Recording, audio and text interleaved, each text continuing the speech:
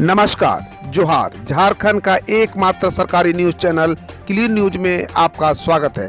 समस्या किसान से जुड़ा हो या हो पारा शिक्षकों का मुद्दा, हर खबर पर होगी हमारी पैनी नज़र। सभी खबर सिलेक्टेड और काम की है, तो वीडियो के अंत तक बने रहें।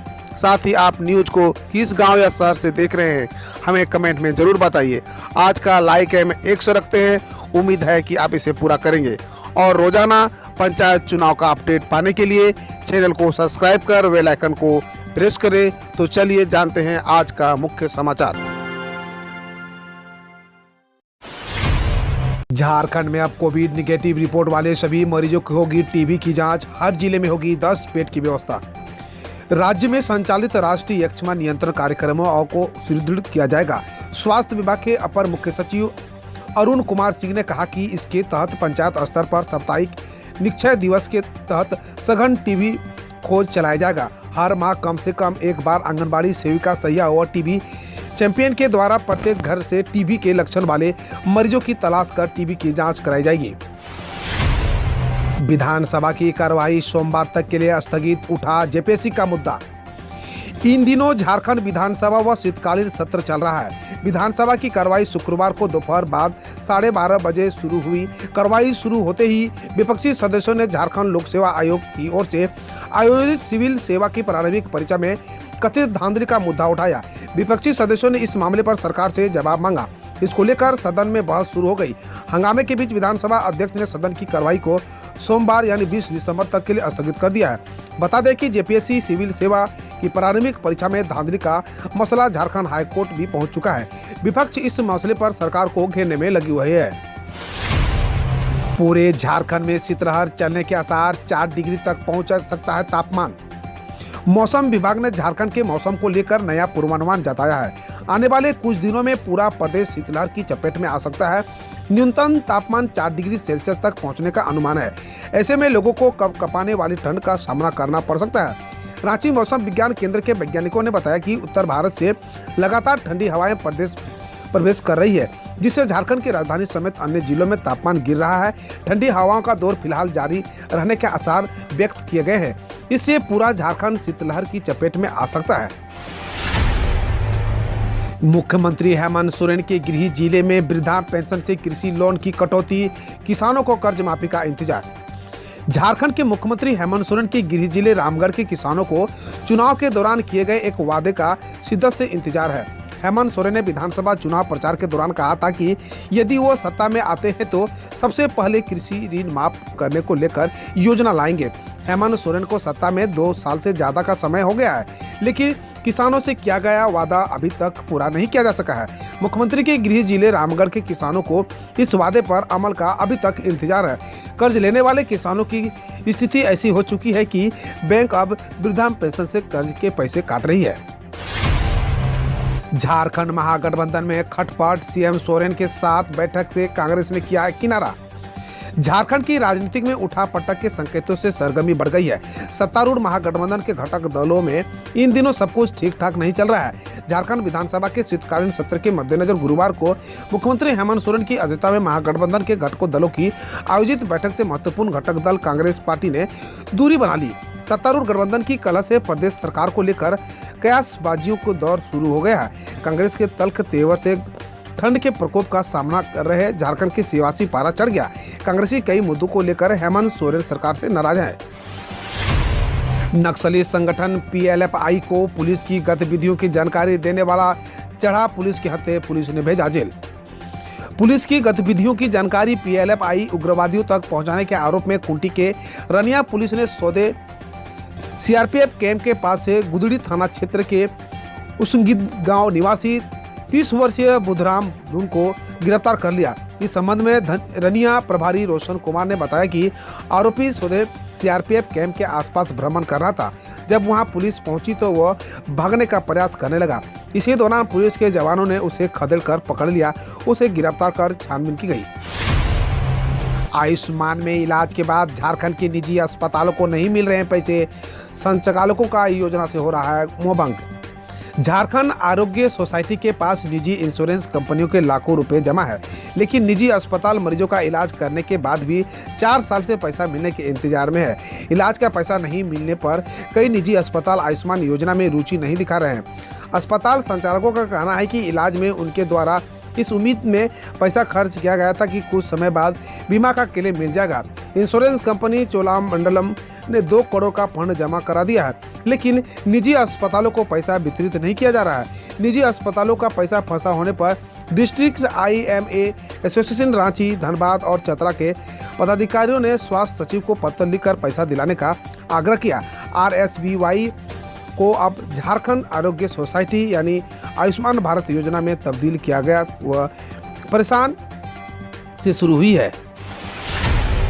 निजीकरण के खिलाफ सड़क पर उतरे बैंक अधिकारी व कर्मी। बैंकों के निजीकरण के विरोध में United forum of bank union के आह्वान पर समस्त बैंकों में शुक्रवार को भी कर्मचारी हड़ताल पर है। कर्मचारी प्रबंधन व बैंक स्टाफ ने धरना प्रदर्शन कर विरोध जताया। बैंक ऑफ इंडिया झुमरी तलैया शाखा के पास विभिन्न बैंकों के अधिकारी व कर्मी जुटे और वहां से शहर के विभिन्न इलाकों में रैली निकाली। इस दौरान रास्ते में पड़ने वाले IDBI, एक्सिस बैंक, ICICI जैसे निजी बैंकों को भी बंद करा दिया गया। रैली में सरकार विरोध नारे लगाए जा रहे थे। इसे मुख्य रूप से बैंकिंग सुधार कानून वापस लो, मजदूर विरोध 4 लेबर कोड रद्द करो, जनता के पैसा जनता के हितों में लिए न कि कारपोरेटर को लूट के लिए पैसे न लगाए जा रहे थे। इधर 2 दिवसीय हड़ताल के वजह से जिले के 17 विभिन्न सरकारी और निजी बैंकों के 62 शाखाओं में ताले लटके रहे। 650 तीर्थ यात्रियों को बिठाकर खुली धनबाद की पहली ज्योतिर्लिंग स्पेशल ट्रेन। धनबाद की झोली में आई पहली ज्योतिर्लिंग स्पेशल ट्रेन 650 यात्रियों को लेकर रवाना हुई। धनबाद स्टेशन पर स्थानीय विधायक राज सिन्हा और IRCTC के रीजनल जनरल ट्रेन को हरी झंडी दिखाकर रवाना किया। 12 रात और 13 दिनों के सफर पर निकली ट्रेन देश के कई ज्योतिर्लिंग का दर्शन कराकर 29 को लौटेगी। भोले बाबा के कई मंदिरों के साथ शिरडी, साईं बाबा, शनि सिंगनापुर और स्टैच्यू ऑफ यूनिटी का भी दीदार कराएगी। स्लीपर श्रेणी की ज्योतिर्लिंग स्पेशल ट्रेन यात्रियों को महाकालेश्वर, ओमकारेश्वर, त्र्यंबकेश्वर, सोमनाथ, भीमाशंकर, नागेश्वर जैसे विश्व प्रसिद्ध ज्योतिर्लिंग और द्वारकाधीश मंदिर भी ले जाएगी। ट्रेन के साथ साथ तीर्थ स्थानों में खान पान और ठहरने की सुविधा IRCTC से मिलेगी। स्टेशन से तीर्थ स्थानों तक आने जाने की परिवहन सुविधा भी दी जाएगी। 50 से 70 साल वाले 90 यात्री बोले ट्रेन कई मायनों में सुविधाजनक है। स्वास्थ्य मंत्री बन्ना गुप्ता पर सदन को गुमराह करने का आरोप, सरयू राय ने की अवमानना कार्रवाई की मांग। जमशेदपुर पूर्वी के विधायक और पूर्व मंत्री सरयू राय ने स्वास्थ्य मंत्री बन्ना गुप्ता के खिलाफ अवमानना की कार्रवाई की मांग की है। इसको लेकर उन्होंने विधानसभा अध्यक्ष रविंद्रनाथ महतो को पत्र लिखा है। पत्र में सरयू राय ने विधानसभा के पिछले सत्र में उठाए गए प्रश्नों को लेकर मंत्री बन्ना गुप्ता पर भ्रामक उत्तर देकर सदन को गुमराह करने और दोष सिद्ध अधिकारी का बचाव करने का आरोप लगाया है। राय का यह भी कहना है कि कार्रवाई की बजाय मंत्री ने दोषी अधिकारियों को अतिरिक्त प्रभार देकर प्रोत्साहित किया है। उनका यह आचरण विधि के विरुद्ध है। आप खबर देश विदेश और देश की विभिन्न योजनाओं एवं झारखंड के पड़ोसी राज्यों से। बिहार में शराब तस्करों पर शिकंजा, केवल इस साल तक अब तक 200 से ज्यादा ट्रक दारू समेत जब्त। शराब तस्करों पर दिनों दिन पुलिस की सख्ती बढ़ती जा रही है। पुलिस की नज़र सिर्फ शराब के छोटे तस्करों पर नहीं, बड़े और अंतर्राज्यीय सिंडिकेट को भी ध्वस्त किया जा रहा है।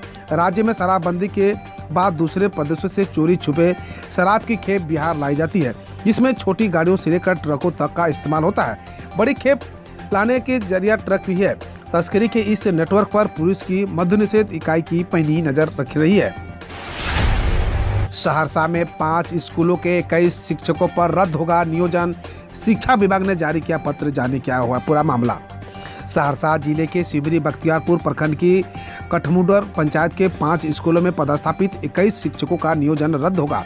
जिला शिक्षा विभाग ने इस संबंध में पत्र पंचायत नियोजन इकाई के अलावा वीडियो सहित तमाम वरीय पदाधिकारी को लिखा है। विभाग के मुताबिक कुमार आनंद की दायर याचिका के आलोक में यह कार्रवाई की गई है। विभाग के मुताबिक कुमार आनंद के पक्ष में 9 साल पूर्व हाईकोर्ट का फैसला आया था, जिस आलोक में कार्रवाई नहीं की गई। उसके बाद वह हाईकोर्ट में MJC दायर किया। कानपुर में पीएम मोदी के मंच के सामने भगवा वस्त्र में होंगे कार्यकर्ता। पीएम की 28 दिसंबर को कानपुर के निराला नगर रेलवे ग्राउंड पर प्रस्तावित जनसभा को सफल बनाने के खातिर भाजपा के दिग्गज 21 दिसंबर के बाद जुटेंगे। मंच के सामने 2 गैलरियों में से एक में महिला और दूसरे में पुरुष कार्यकर्ता भगवा वस्त्र पहनकर बैठेंगे। दिल्ली सरकार ने कहा, दिल्ली में आज से खुलेंगे 6ठी कक्षा से 12वीं तक के लिए स्कूल। दिल्ली सरकार ने कहा कि राष्ट्रीय राजधानी में 6ठी कक्षा से 12वीं तक के लिए सभी स्कूल आज से खुलेंगे। आयु गुणवत्ता प्रबंधन आयोग से निर्देश मिलने के बाद दिल्ली सरकार ने यह फैसला लिया है। CSQM ने कहा कि 5वीं तक छात्रों की कक्षाएं 27 दिसंबर से शुरू की जा सकती है। यूपी के शख्स ने मुख्यमंत्री सामूहिक विवाह योजना का लाभ पाने के लिए बहन से की शादी।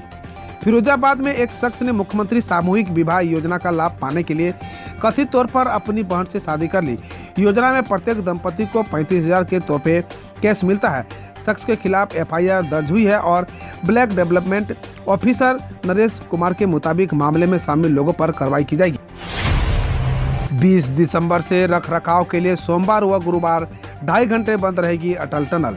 भारतीय राष्ट्रीय राजमार्ग प्राधिकरण के अधिकारियों ने बताया कि 20 दिसंबर से हिमाचल प्रदेश में नियमित रखरखाव कार्यों के कारण अटल टनल रोहतांग से वाहनों की आवाजाही पर हर सोमवार और गुरुवार सुबह 7 से 9:30 बजे के बीच बंद रहेगी। भोपाल अधिकारी अटल टनल से वाहनों की आवाजाही में वृद्धि के कारण वर्तमान रखरखाव समय उचित सफाई करने के लिए अपर्याप्त है। दुनिया में ओमिक्रॉन बड़ी तेजी से फैल रहा है। 3 कार्यों से बचने की सलाह देते हुए सरकार देश में कोविड-19 के ओमिक्रॉन वेरिएंट के मामले में 100 के पार पहुंचने के बीच ICMR के महानिदेशक बलराम भार्गव ने कहा, ओमिक्रॉन दुनिया के कई हिस्सों में बड़ी तेजी से फैल रहा है। उन्होंने कहा कि समय आ गया है कि गैर जरूरी यात्रा, भीड़ वाले आयोजनों और 9 वर्ष व अन्य मौकों के बड़े स्तर पर जश्न से बचा जाए।